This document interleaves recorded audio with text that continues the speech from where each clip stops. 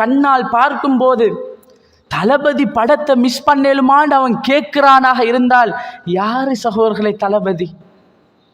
யாரு தளபதின்னு கேட்கிறேன்னா, இந்த தளபதின்னு எவனோ ஒரு அசிங்கம் பிடித்த கூத்தாடி நடிகனை என்னுடைய உம்மத்தில் உள்ள ஒரு புள்ளை வாய் கூசாமல் தளபதின்னு சொல்லுகிறானாக இருந்தால், அந்த வாப்பாவிடத்தில் அல்லாஹ் கேட்க மாட்டானா?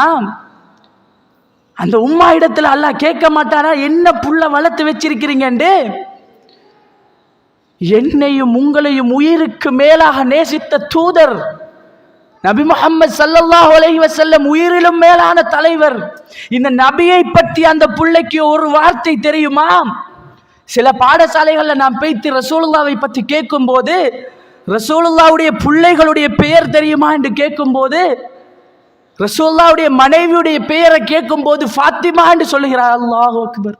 வல்லாஹி ஃபாத்திமா என்ற ரசூலுடைய மனைவியாம். அல்லாஹ்வுடைய தூதருடைய வாழ்க்கையை பற்றி தெரியாது. அந்த தூதர் எங்களுக்காக எப்படியெல்லாம் பாடுபட்டார் என்பது தெரியாது. அனஸ் ரலியல்லாஹு அன்ஹு அவர்கள் அறிவிக்கக்கூடிய செய்தி இமாம் புகாரி அவர்கள் 14வது செய்தியாக பதிவிடுகிறார்கள். அல்லாஹ்வுடைய தூதர் சொல்றாங்க, நீங்கள் முஃமினாக முடியாது, லா யுமினு அஹதுக்கும், உங்களில் யாரும் முஃமினாக முடியாது, ஹத்தா எதுவரைக்கும், அகூன அஹப்ப இலைஹி மின் வாலிதிஹி வ வலதிஹி வன் நாஸி அஜ்மாயின், நீங்கள் பெற்றவர்கள், உங்களை பெற்றவர்கள், இந்த சமுதாயத்தில் உள்ள அத்தனை பேரையும் விட என்னை நீங்கள் நேசிக்காத வரைக்கும் நீங்கள் முஃமின் அல்ல. நானும் நீங்களும் இன்றைக்கு அல்லாஹ்வுடைய தூதரை, தலைவரை நேசிக்கிறோமா? என்னுடைய பிள்ளை அந்த தூதரை தலைவன், அந்த தூதரை உயிரிலும் மேலான தலைவர், இவர்தான் என்னுடைய தளபதி, இவர்தான் என்னுடைய தலைவர், இவர்தான் எனக்கு எல்லாமே என்று அந்த தூதரை பேசுகிறதா?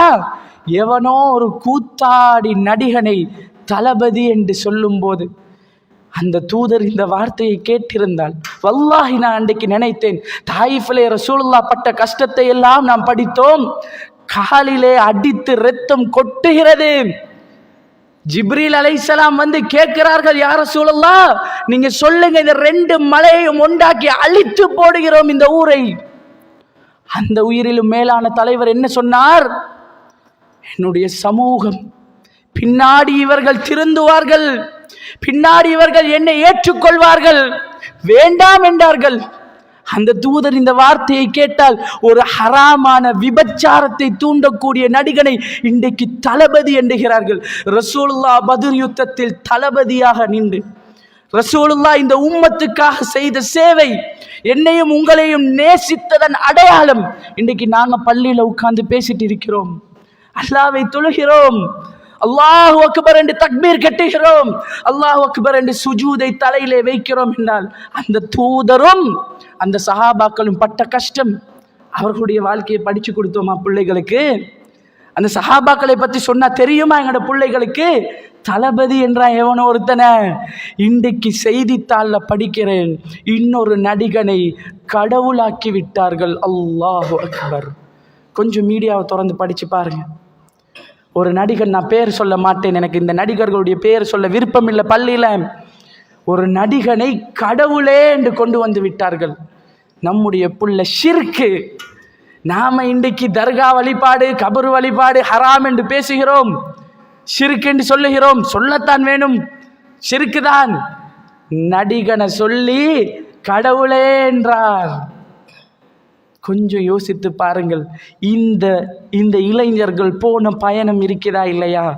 அல்லாஹ் பாதுகாக்கணும். அவர்கள் ஒரு திரைப்படத்தை பார்ப்பதற்கு போகிறார்கள்.